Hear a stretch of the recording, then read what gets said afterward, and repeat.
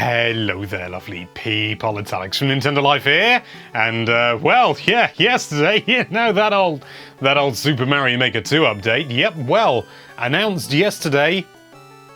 I've already played it. Yes, as I just said, and indeed, as the title states, I have already been and played their update. Played around with all the new items and stuff like that. There's a couple of bits I didn't play, mainly the Ninja speedrun, so I'm not able to talk about that. But as I've been lucky enough to have a bit of an old go with it so far, I thought I'd let you know what I thought of it. I'm going to discuss all the items, of course, and hang on, it's December. Oh, that new jumper smell. I'm going to tell you about all the items that I did actually have a go with, and obviously I'm going to keep the whole Zelda stuff to the end because it's the thing everyone cares about. But anyway, that's more than enough waffling. Let's dive right into things. So what have we got first of all? The dash block. This is exclusive to the Super Mario 3D World style, and when you touch it and you run, makes you dash. Who'd have thunk it? Kind of a cool addition overall. I can see it being used in quite a lot of like auto-run things and stuff like that. I suppose in many ways it's kind of like one of the conveyor belts, but obviously you carry momentum far greater than you would otherwise, and you run along and you carry your speed along even after you've left the dash block. So it is different in that regard, absolutely. However, the plastic's crinkling. I thought it was fun to use, I enjoyed it. A little bit sad that it was limited to only the 3D World style, but you know, it's kind of got to have something going for it, you know, the 3D World style that is. But yeah, that was fine. Frozen coins, another one that was kind of like, yeah, I think it's going to have some interesting applications in regards to like the P-switches and stuff like that, because I believe they behave differently. I'm not 100% certain about that, but I am, there is, anything fire-based is going to melt the blocks and things like that. So you could create some interesting puzzle levels. You're probably going to be able to use it to make some kind of timers and things like that. Like have a fire bar or something, and it's melting the ice. You know what I mean. You know what I'm talking about. So yeah, there's probably going to be some interesting applications with that. But yeah, on the surface, doesn't look that interesting, but I think mechanically, going to be very spicy, because it's like a block that can become non-physical later on. It's pretty special. P-block, this is another one that initially doesn't look really that exciting at all, but these things, they're indestructible, and when you hit a P-switch, then, they become P-blocks, and so rather than, just coins that then turn into, that just turn into blocks and standard blocks or whatever that can be broken, these things are proper impervious, which means there's going to be some interesting applications on that front. But for your average level and for just general people who are just going to be playing it for fun, beyond like, I'm talking casual. Let's talk about it. I'm talking casual people. I don't think it's going to make that much of an impact, to be brutally honest, but on the hardcore side of things, oh yes. Spike, my boy, he's in the game, and yeah, he's fine, honestly. Again, not a big thing. I do like the spike balls that Spike throws. They're the really big thing, in my view, because I believe you can spawn them without Spike. So it can just be a ball, that comes out of a pipe or something like that. That's big because they will roll and stuff like that. It's not like a normal enemy. You can't just jump on them. You can spin jump on them in at least in the new Super Mario Bros. U style. As well, I had to do that because that was part of the level I played. But yeah, you can sort of spin off them. It's pretty cool. I like Pokey, the cactus-type enemy from the past. He's finally in it. Everyone's been saying, where's Pokey? Where's Pokey? Well, he's finally in it, and yeah, it's Pokey, honestly. Really interesting when you move him into different environments and stuff like that, like he starts flying around when it's in low gravel and like one of the nighttime themes and all that good stuff. Yeah, overall, Pokey is a good addition. Again, don't really think it's going to set the world on fire. Maybe there's some sort of mechanical thing that is really crazy about Pokey.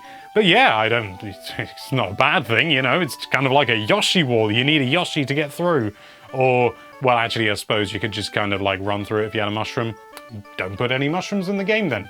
You've got yourself a Pokewall. I can't see it in this information here, but there was also like a snowball, and you get like snow Pokies and stuff like that. I'm pretty sure snowballs were featured in the trailer, actually.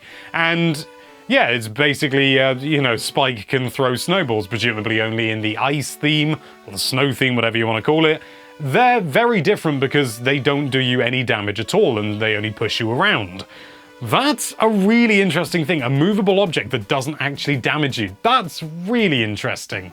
And I think there's going to be a lot of interesting application with that kind of thing, especially considering you can make them big, you can make them small. Yeah, the snowballs, I think they're going to be a sleeper hit. All right, we got all the rubbish out of the way. Let's talk about Linky Boy. So yeah, this was the first thing that I played when I went to this preview session that was literally just me and one other person, and undoubtedly Link is the star of the show. There are no buts about it. You've seen the trailer, you know it. Picking up the Master Sword, turning into Link, it's beautiful. What strikes me as not so much odd, but just surprising is how varied and how different Link controls to Mario. Obviously, he is a very different character to Mario in his games and stuff like that. That's obvious. But even so, bringing him into Mario Maker and giving him like sword, bow, like Pegasus boots essentially, which I didn't even know you could do. They didn't tell me about it, so I don't know how you do it. I'm gonna guess you hold down the dash button, but that's a guess. Bow and arrow, I think I already said. You got your bombs, you can shield, you can use your bow and arrow, you can down strike, you can use your bow and arrow, bow and arrow, bow and arrow, bow and arrow, bow and arrow. It's properly mental how much they've put in. Like, I understand, obviously, if you're gonna put Link in and you're gonna do it properly like that, you've got to make him actually feel like Link in a Zelda game. I very nearly said make him feel like Zelda. But even so, they could have just given him his sword and just, you can attack enemies at a slight distance now. Jobs are good and well done, woo! But they didn't. They've thrown so much in here, and some of it is absolutely bonkers. Like the hard blocks, they can now be destroyed with bombs, which obviously, you know, they basically act like the bombs. And that's amazing. That opens up so many different avenues and so many different interesting puzzle-solving ideas. And the levels that I played were really, really intricate. I'm still not happy about some of the design because I kept falling into pits, but that's a topic that I don't need to get into. But just the sheer variety of different things that you can do as Link almost makes this an entirely different game. It's not just like playing as Luigi in Super Mario Bros. 2 where you can jump a little bit higher or anything like that. This is a total game changer. It is only in the original Super Mario Bros. Style, which I kind of understand, but at the same time, I'm still kind of disappointed about. I would really like them to see and bring it into other styles as well, but that's probably a whole other kettle of fish, certainly the 3D World style. So I think it's fine that they've kept it just in the original Super Mario Bros. Style. It's still mental, and as far as I know, and I didn't try everything because I was only there for a limited amount of time in my life. If there's a power-up that is just like a helmet or something, or the Karibo shoe, you can use them as Link. You can use those as Link. And I think it goes for the clown car as well, and they showed dropping bombs and stuff like that. I didn't get to do that. Nintendo, come on! Link and the Master Sword power-up is undeniably 100% a massive game changer. I think one of the biggest things is probably the bow and arrow, which you may have got earlier. I love using the bow and arrow. It's just so much fun. You can angle it and stuff like that, and you can jump to vary the height and things like that. You can do trick shots. There's loads of really interesting stuff you can do with it. And considering, I mean, I know we had like fire flowers and stuff like that for projectiles, and I suppose the Super Ball flower is kind of more of a projectile, but even then very limited. The bow and arrow is very free, and you can use it anywhere as long as you're Link. I just, overall, it's really exciting. The Link stuff is really exciting. The other items, they're fine. I can largely take or leave them. Overall, nothing really sort of sets me frothing at the mouth, but to be honest, the first thing I saw was Link.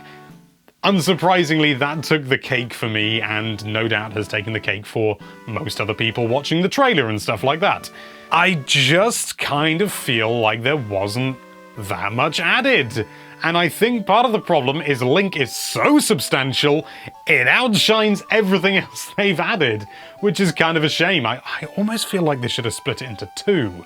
Make Link his own update just entirely, just the Master Sword, and the others just in a smaller update like, hey, version 1.5, whatever. No inclusion feels like it was, you know, sort of half-assed or, you know, just sort of thrown in for the sake of it. It all works really, really well.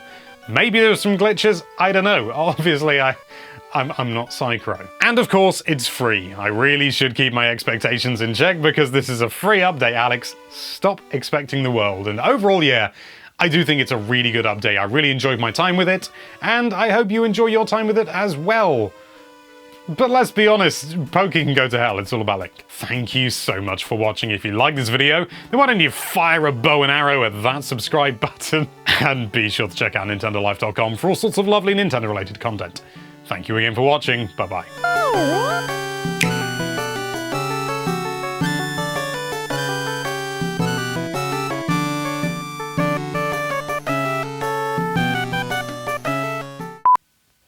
Bloody hot in this jumper.